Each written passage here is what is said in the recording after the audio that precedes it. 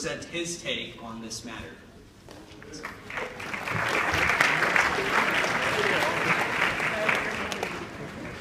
I know.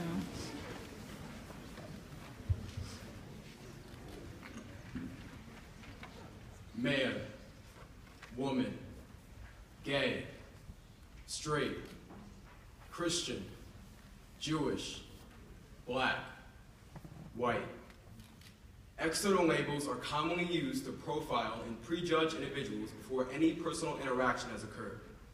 Profiling by these external factors can lead to unconscious bias, inequality, and discrimination. Interestingly, over the past year, news media has revealed an increasing amount of tension between police and certain racial or ethnic groups in our society. A study conducted by the U.S. Department of Justice concluded that police are more likely to stop and frisk blacks and Latinos than whites. In New York City, 80% of stops made by police were made for blacks and Latinos, while only 8% were for whites. This is racial profiling.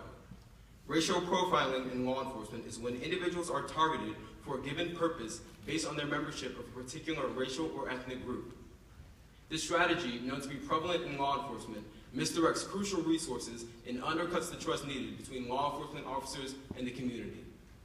Racial profiling is an illegitimate law enforcement strategy that should be stopped because it disproportionately affects minorities and increases violence within America.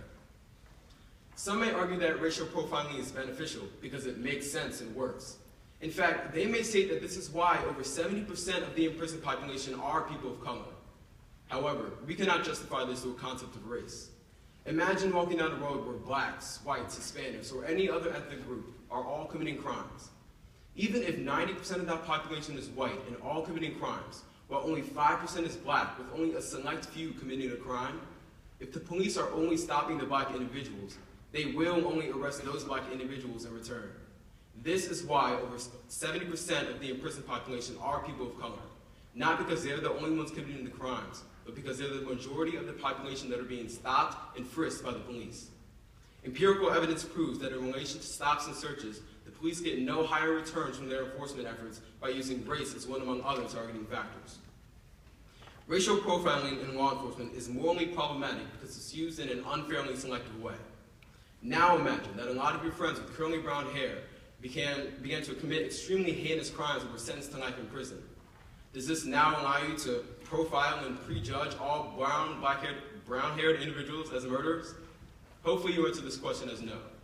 This analogy serves as the same pretense for racial profiling.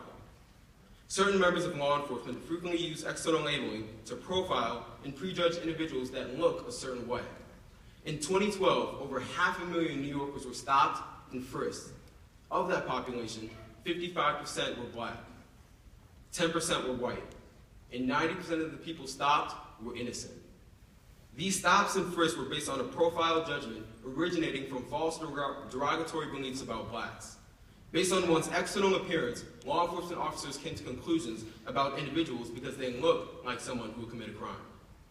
According to Paul Bal-Habib, the Director of Politics and Human Rights at the University of Essex, this unconscious bias is morally corrupt, and we must reject its use, as it is accompanied by a harassing manner of public officials towards those investigations.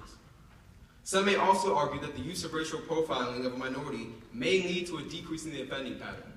This theory actually implies to the majority that they will offend more because they are being searched less, proving that the tactics of racial profiling will only be co-opted.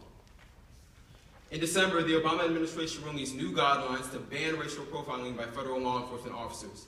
The new guidelines prohibit officers to profile by race, ethnicity, national origin, gender, religion, or sexual orientation. This is a major step towards addressing discrimination. Secondly, the End Racial Profiling Act has also been brought before the U.S. Senate by Senator Cardin of Maryland and in the U.S. House of Representatives by Congressman John Conyers Jr. of Michigan. As painfully demonstrated over the past year, racial profiling is a serious issue that needs to be addressed, as it can lead to deadly consequences. On the 22nd of November of this past year, 12-year-old Tamir Rice was shot and killed by a white police officer in Cleveland, Ohio. After a 911 call was reported of the child pointing a gun that was, quote, probably fake, police showed up on the scene, and within 2 seconds, 2 gunshots were fired at Rice, leaving virtually no time for any communication prior to the shooting. In the 30-minute video of Tamir's killing, it is painfully clear that the child did not have the toy gun raised, and an excruciating 4 minutes passed without either officer administering first aid to Tamir's body. As Tamir's sister arrives in agony, shrieking out for her baby brother, Cleveland police immediately tackle, handcuff, and place her in the back of a squad car, the same car that Tamir's bloody and motionless body lay in. As Tamir's mother arrives, she is asked to either tend to her son's bloody body or her arrested daughter. The act of racial profiling places a tremendous burden on innocent members of a racial group, and its negative effects far outweigh any perceived protection that it is thought by some to provide. Racial profiling has no place in our national discourse, and no place in our nation's police departments or in our communities.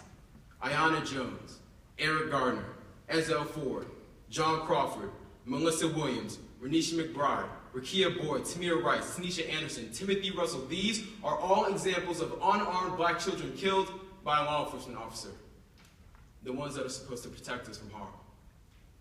In the words of Tulane University's Janessa E. Robinson, we will not be disparaged for demanding treatment worthy of our humanity and freedom fit for our citizens. And is that really too much to ask for?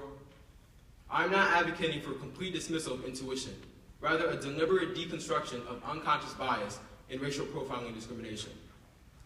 Let me close with the words of J. Cole, an African-American hip-hop artist, songwriter, producer, and passionate advocate of social change.